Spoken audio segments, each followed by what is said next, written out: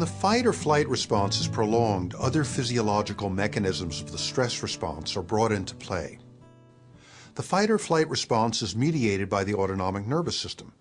The stress response affects two other major body systems, the immune system and the endocrine system, which includes all the glands in our body, such as the pituitary, the adrenal, and the sex glands. Stress was first named by the physician and scientist Hans Selye in the 1930s. Selye defines stress as the sum of the wear and tear on the organism. What the definition implies is that stress can come from any source and that it may be different for different people. Stress can be emotional, tension in a marriage.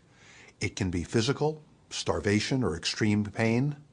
It can also be spiritual, a persistent sense that life has lost its meaning. And it can be related to the job, always worrying whether you're doing the right thing or pleasing your boss.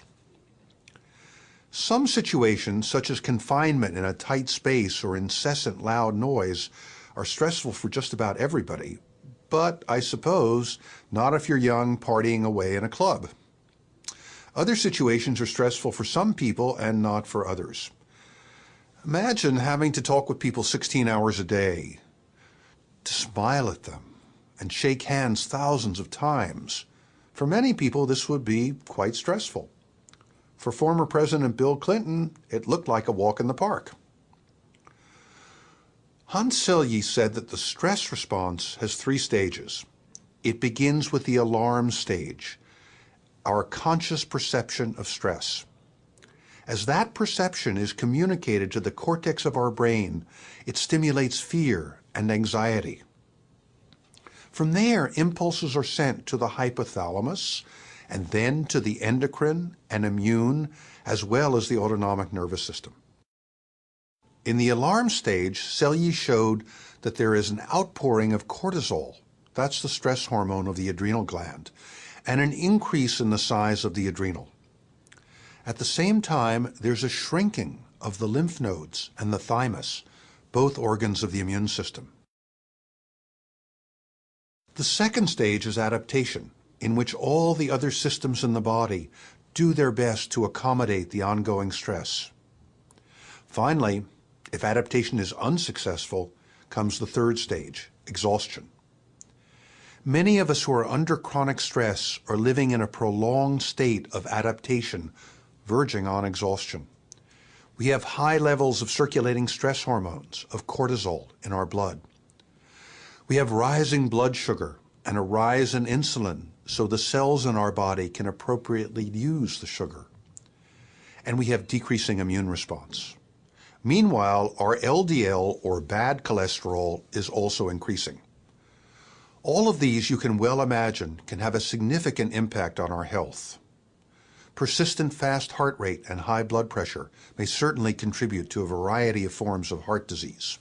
Stress decreases immune response in a variety of ways, partly through the mediation of cortisol and partly through the direct action of the hypothalamus. A number of scientific studies have shown this decreased immune response is a significant factor in the onset of infectious diseases. We know, for example, from the work of Janice Kiecolt-Glaser and her husband Ronald Glaser at The Ohio State University, that a normal population, medical students, who experience exam time stress are more likely to develop infections later. And the work of Carnegie Mellon researcher Sheldon Cohn shows that those people who are more discouraged and more disturbed about their lives are more likely to develop infections than those who are not. It's also possible that this persistent decrease in immune response may contribute in some way to the onset or progression of cancer. And what about those muscles that are tensing to fight or run? Well, it looks like a good deal of the aches and pains that we have, including tension headaches and chronic muscular problems, and perhaps even arthritis, may be related to this prolonged increased level of tension. Remember that during the fight or flight, the sexual activity is suppressed. Well, high levels of stress working through the endocrine system may contribute to both sexual dysfunction and infertility in women and men.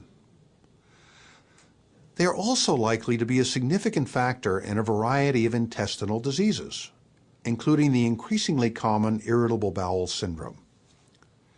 And beyond that, an intestine that is continually inhibited by stress is functioning poorly and is unlikely to be able to absorb the nutrients in our diet. Finally, if stress goes on long enough and we reach the stage of exhaustion, chronic fatigue and depression, and a heightened vulnerability to all subsequent kinds of physical and emotional stress will almost certainly be present. This theoretical perspective is borne out by the evidence.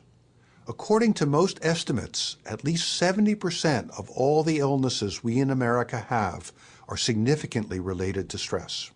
A recent World Health Organization study showed that depression, which is most definitely stress-related, is the leading cause of disability in the United States. It is significantly greater as a cause of disability than either heart disease or cancer. This is the bad news. There is, however, good news as well.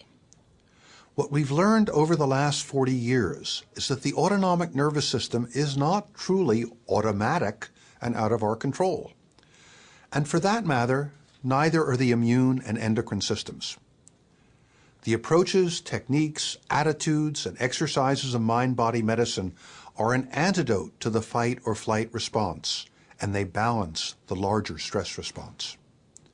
They prevent the consequences of chronic stress and can even reverse the damage that has already been done. One of the crucial ways in which they do it is through the activation of what cardiologist Herbert Benson has called the relaxation response.